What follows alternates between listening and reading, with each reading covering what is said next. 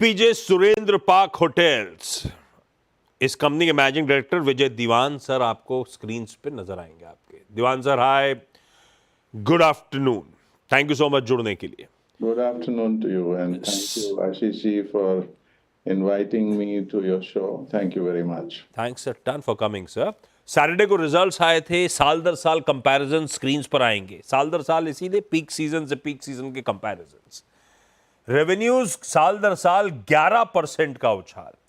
विजय sir, पहले तो पिछले साल Q3 से इस साल Q3 के बीच में कुछ एडिशनल कीज ऐड करी, कोई नई प्रॉपर्टीज जुड़ी क्या? पहले तो ये है कि लास्ट ईयर आशीष जी हमारे लिए बहुत ही एक सफल साल रहा है। पहले तो हम लोगों की लिस्टिंग हुई है स्टॉक एक्सचेंजेस पे, बहुत सक्सेसफुल लिस्टिंग हुई है। उसके बाद सेकंड मोस्ट इम्पॉर्टेंट थिंग जो हुई है कि हम लोग टुडे एक डेट फ्री कंपनी है, सारा डेट रिटायर कर दिया गया है। हमारी क्रेडिट रेटिंग भी जो BBB+ थी, अब वो A+ हो गई है। इसके बाद हमने इस साल के अंदर 145 कीज का बढ़ाव किया है, जिसके अंदर एक zone by the park hotel खुला है दीघा में, वेस्ट बंगाल में।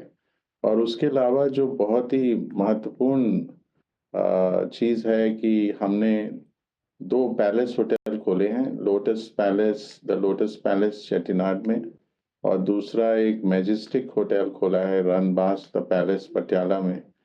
और इसके दोनों पैलेस होटल्स में लगभग 50 कीज की बढ़ोतरी हुई है हमारे ओवरऑल पोर्टफोलियो में, जो अब 2495 का पोर्टफोलियो हो गया है, और उसके अंदर हमारे 36 होटल हैं।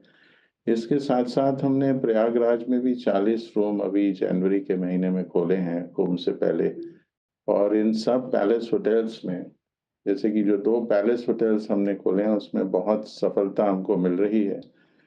लोटस पैलेस चेट्टीनाड में जो हमारा एवरेज रूम रेट है वो 14,000 के लगभग चल रहा है, और जो पटियाला में पैलेस है रनबास द पैलेस, उसमें रेट अभी 35,000 के ऊपर चल रहा है।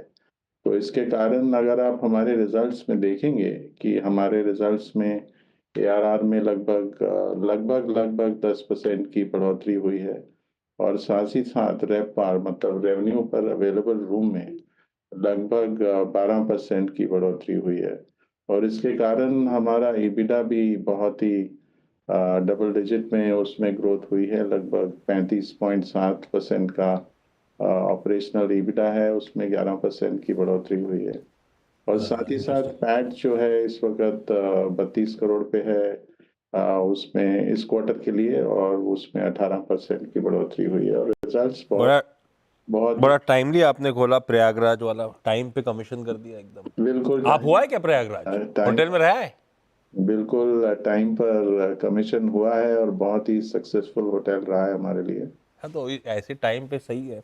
अच्छा, पिछले साल से इस साल की प्रयागराज वाला तो खैर जनवरी में आया, 145 कीज ऐड करी, 2 पैलेस होटल्स ऐड करे, फिर भी साल दर साल 11% का अपटेक है। विजय सर, अपने हिस्टोरिकल CAGR 3 साल के रेवेन्यूज के 48%, पैट के 46% रहे। तो इन रूम्स, एडिशनल रूम्स को हटा दूं तो और ग्रोथ ठंडी है। तो क्या मामला होटल कंपनीज के लिए अब फाइनली जाके ठंडा पड़ रहा है कि ऐसा रीड करूं क्या? वो मोमेंटम, स्टीम लूज आउट हो रही है क्या? नहीं, ऐसा नहीं है। जो पहले का मोमेंटम जो कंपेयर कर रहे हैं 30 साल का, उसमें वो जो उछाल आया था कोविड टाइम से था। हाँ, कोविड के साथ, वो कोविड साल के साथ वो उसको आप कंपेयर कर रहे हैं।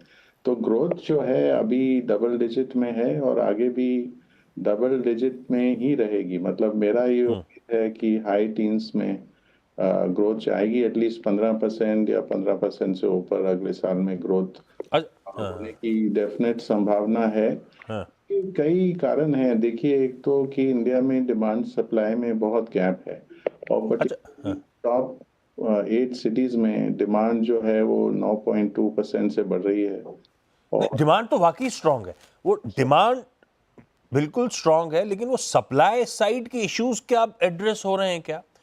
डिमांड सप्लाई का कहीं मैच बैठना शुरू हो गया है क्या विजय सर? बिल्कुल भी मैच नहीं बैठ रहा है। टॉप सिटीज को अगर आप देखें तो डिमांड 9.2 पे है और सप्लाई सिर्फ 5% पे है। अगर आप दिल्ली की सिटी को ही देखें, उसमें लगभग 15,000 रूम हैं, 15,100 रूम हैं टू बी प्रिसाइज, और उसमें सिर्फ अगले 5 साल में यू विल बी सरप्राइज कि उसमें सिर्फ 1800 रूम की बढ़ोतरी होगी। सिमिलरली बॉम्बे में लगभग 15,200 रूम हैं, उसमें सिर्फ 2,400 रूम की। तो इंडिया में सप्लाई डिमांड का मिसमैच ओवरऑल रहेगा। ओवरऑल जो डिमांड है वो 10.6% से ग्रो होगी और सप्लाई जो है वो 8% से ग्रो हो रही है।